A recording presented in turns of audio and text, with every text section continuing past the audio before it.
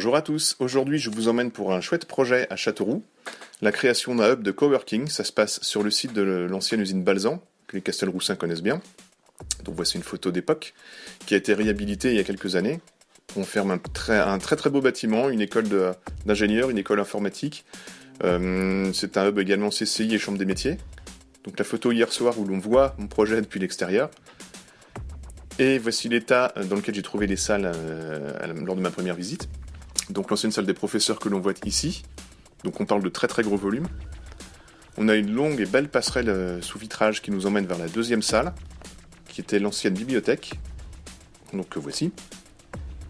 Donc avec pas mal de contraintes de volume, de pente, etc. Mais de très belle lumière. Et la durée de chaussée pour passer au sous-sol, on accède à un patio vide.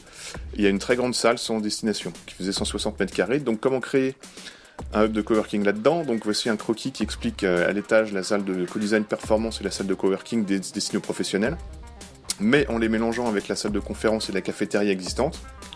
Et au sous-sol, il y a une salle de convivialité et un tech lab. Donc voici les plans du projet et tous les croquis. Donc l'idée c'est de mélanger les start-upers, les porteurs de projets, les étudiants, les conseillers, les professionnels divers, pour faire germer les idées et développer des start-up, entre autres. Donc voici tous les croquis qui expliquent les différents lieux des pièces, donc un bureau évidemment, une zone de brainstorming, zone de pitch, un bureau, etc. Tout cela a besoin de modularité. Et la salle de convivialité au rez-de-chaussée qui est plus destinée aux étudiants mais également aux coworkers. Là c'est un projet de lecteur de badge, vous allez voir qui ont été réalisés. Et les images de synthèse sur la salle de co-design performance. Donc celle-ci est plus dédiée aux professionnels avec des zones de projection, une zone de conférence, des tables qui peuvent bouger dans tous les sens, des tables debout, ce qu'on appelle un work café, et des modifications de mobilier, création de mobilier, pour faire tout ce qui est zone d'accueil, une zone machine à café, etc. Et voici les photos de la réalisation. Et donc c'est pareil. Donc le work café, donc on a profité d'une inauguration hier avec tous les participants du projet et l'association e-commerce Centre. Donc ça fera l'objet d'une inauguration plus officielle plus tard. Et vous voyez en avant-première les images, donc c'est dans cette salle qu'a eu lieu le Startup Weekend fin janvier à Châteauroux. Donc l'idée c'est que voilà, on peut assister à des conférences, il y a des ateliers créatifs autour des professionnels. Donc ça c'est de la modification de l'Obliquea par exemple. On arrive de l'autre côté dans la salle de coworking avec le grand bureau, le salon détente repos. On est dans le bureau avec énormément de rangements. Une salle conférence projection, une zone de brainstorming, donc là on est debout sur le tableau Velleda. Donc vous noterez toutes les courbes qui sont liées aux circulations de personnes. Une vue plongeante depuis l'espace brainstorming que voici.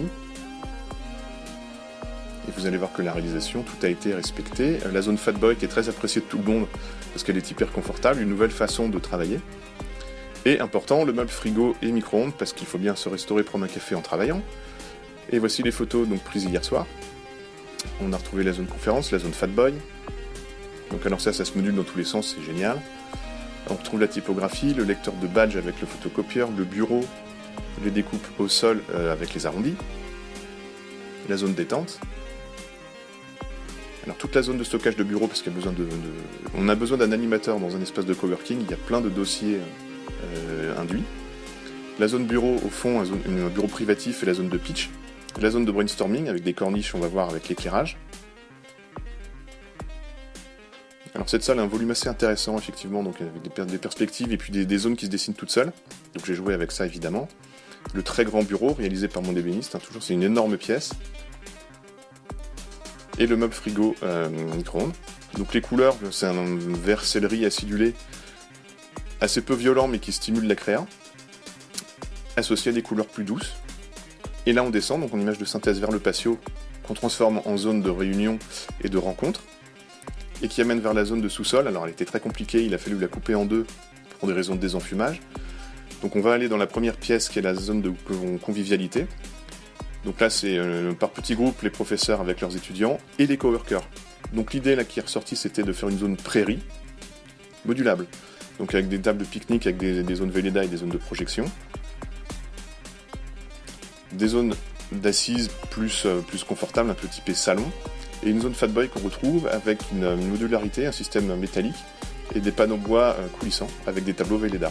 Donc on peut les ouvrir, les fermer, on délimite des passages ou des petites zones de petits groupes de travail. Et ce sas arrondi qui a été respecté. Et vous allez voir la réalisation. Alors c'est presque fini en bas, pas tout à fait, ce sera fini la semaine prochaine. Donc le patio trouve une utilité. Et voici la salle de convivialité, avec comme seule différence un plafond qui a été descendu pour des raisons phoniques. Donc on trouve mes systèmes avec les plantes à l'envers, les panneaux mobiles qui seront presque posés, les banquettes fonctionnent, donc des banquettes arrondies, avec une cloison arrondie. Donc tout cela permet dans un espace ouvert de délimiter différentes zones, donc différents espaces de travail, différents TP. Et le sas. Et voilà, donc vous pouvez voir que même sur un gros projet comme celui-là, entre la conception par dessin fait à la main, les images de synthèse et la réalisation, c'est exactement la même chose. Et la démarche est toujours la même, que ce soit pour les pros ou les particuliers. Donc n'hésitez pas à me consulter si vous avez un projet de rénovation, réhabilitation ou même création neuve, je suis à votre disposition. Merci à vous, Atelier Guillaume Verret, architecture sur mesure, conçue en temps réel. À très bientôt.